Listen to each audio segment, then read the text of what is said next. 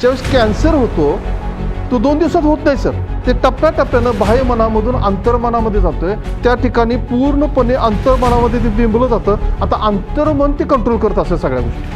ज्यावेळेस डिप्रेशनची लेवल इतकी अतिउच्च जाते आणि ती सबकॉन्शियस माइंड म्हणजे स्पिरिटमध्ये जाते, त्यावेळी तिची बॉडी त्याच्या कंट्रोल खाली नसते, तिचं माइंड त्याच्या कंट्रोल खाली नसते, सबकॉन्शियस माइंड त्याला कंट्रोल करत असते. सायकॉलॉजीमध्ये स्टडी करा तुम्ही, मोठे पुस्तकं वाचा. त्यात काय सांगितलेलं आहे की ज्यावेळेस तुमच्या ह्याच्यामधून एखादी गोष्ट सबकॉन्शियस माइंडमध्ये गेली ना, ती तुम्ही ब्रेक करू शकत नाही. ती तुम्हाला सबकॉन्शियस माइंड त्या गोष्टी तुमच्याकडे खेचून आणत असते. बाह्यमन आणि अंतर्मन. आता तुम्हाला एक उदाहरण सांगतो. बाह्यमनामध्ये काय आहे, आपली डायजेस्टिव्ह सिस्टीम ही अंतर्मनामध्ये. तुम्हाला उद्या मी सांगितलं की सर तुम्ही चहा बंद करायचा,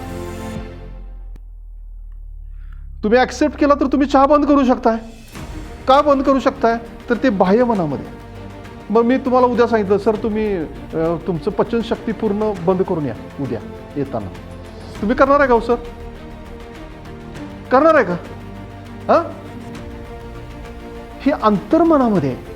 ज्या वेळेस तुम्ही अशी काही कामं करायला लागते, अशी काही कामं करायला लागते, अशी काही कामं करा, ते तुमच्या अंतर्मनात जाते आणि तुम्हाला पचनशक्ती नॅचरली ते बंद होते.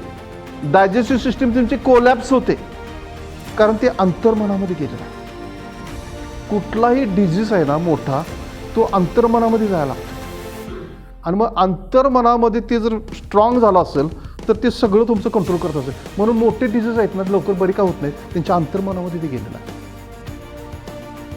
ह्याचा अभ्यास करा.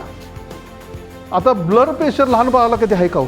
मला दाखवा एखादा लहान, त्याला ब्लड प्रेशर चालू झालं बघा, 5 वर्षाचा आहे तसं आहे का सर? आहे का सर? ब्लड प्रेशर कसं चालू होतंय, ज्यावेळेस तुम्ही सारखं स्ट्रेसमध्ये, मग तुमच्या अंतर्मनामध्ये ते ज्यावेळेस स्ट्रॉंग होल्ड होतोय तेव्हाच ते प्रेशर तुमचं त्यातनं जात नाही, कारण अंतर्मनाने ते स्ट्रॉंग होल्ड करून ठेवलेलं आहे. तुमच्या लक्षात येतं मी काय सांगतो ते? तशाच पद्धतीने तो डिझीज आहे. ज्यावेळेस कॅन्सर होतो तो 2 दिवसात होत नाही सर. ते टप्प्याटप्प्यानं बाह्य मनामधून अंतर्मनामध्ये जातोय आणि अंतर्मन ज्यावेळेस त्याचं त्या ठिकाणी पूर्णपणे अंतर्मनामध्ये ते बिंबलं जातं. आता अंतर्मन ते कंट्रोल करत असं सगळ्या गोष्टी. त्यामुळे हे डिझीज तुमचे बरे होत नाहीत. हा स्पिरिच्युअल फॅक्टर आहे. या आध्यात्मिक गोष्टीमध्ये ते केलेलं आहे. तुमच्या लक्षात आलं? मग 2 दिवसात होत नाही, टप्प्याटप्प्यानं मग त्या ठिकाणी ते अंतर्मनामध्ये त्याचा होल्ड आलेला असतोय आणि अंतर्मनामधून ते कंट्रोल करत असते. म्हणून सायकोलॉजिकल प्रॉब्लेम असू दे, फिजिकल प्रॉब्लेम असू दे, स्पिरिच्युअल प्रॉब्लेम असू दे, ज्यावेळेस तुमचं त्या स्टेजला जाते अंतर्मनामध्ये त्यावेळेस त्याला म्हणतात स्ट्रॉंग होल्ड म्हणतात ते. मग बऱ्याच लोकांना स्ट्रॉंग होल्ड असतोय, हट्टी आजार म्हणतोय, हट्टी पर्सनॅलिटी म्हणतोय, इगोस्टिक पर्सनॅलिटी म्हणतोय.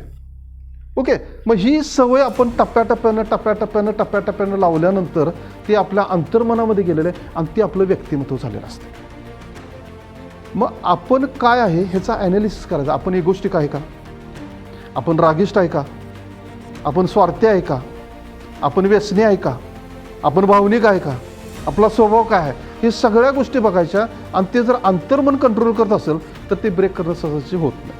म्हणून एक उदाहरण सांगतो तुम्हाला की मालवणच्या किनाऱ्याला एक पट्टीचा पोहणारा, ज्याने खाडी पोहून पार केली होती, ती व्यक्ती त्या ठिकाणी गेली. त्याला पोहायचं होतं.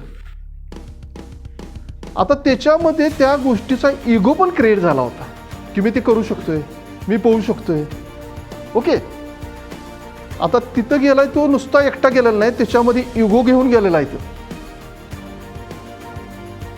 गेला बिचारा. तिथं झालं काय, तिथं एक कोळी होता. ते कोळीने सांगितलं की ह्या वेळेस या ठिकाणी सडनली समुद्राची दिशा बदलते आणि त्याने त्याच्याकडे लक्ष दिलं नाही आणि त्यावेळेस तो पोहायला गेला, तो नंतरच बाहेर आला. समुद्राला फिशिंग करू शकते का हो? भरती ओटीला. हा त्याचा इगोस्टिक स्वभाव त्या ठिकाणी त्याला घेऊन गेलेला. अंतर्मनामध्ये एवढा त्याचा होल्ड होता इगोचा की त्यानं त्या ठिकाणी त्याचा नाश केलेला आहे. आता बघा, काही मुलं आत्महत्या करतात. काल तर चांगलं होतं ना, आज आत्महत्या केली. बघा, असं कधी होत नाही. ज्या वेळेस त्याच्या डिप्रेशनची लेवल इतकी अतिउच्च जाते आणि ती सबकॉन्शियस माइंड म्हणजे स्पिरिटमध्ये जाते, त्यावेळेस तिची बॉडी त्याच्या कंट्रोल खाली नसते, तिचं माइंड त्याच्या कंट्रोल खाली नसते, सबकॉन्शियस माइंड त्याला कंट्रोल करत असते. तू दिसतोय नॉर्मल, खरं त्याच्या सबकॉन्शियस माइंडचं त्याच्यावरती वेगळ्याच पद्धतीचं कंट्रोल आलेलं असते. म्हणून आपण बरेच लोक, मित्र वगैरे आपले सगळे असतात, त्याच्यावरती कुठल्या गोष्टीचं कंट्रोल आहे ह्याचा पण अभ्यास करायला पाहिजे. एका मुलीनं MBBSच्या 3rd इयरला असताना 3ऱ्या मजल्यावरून उडी मारली.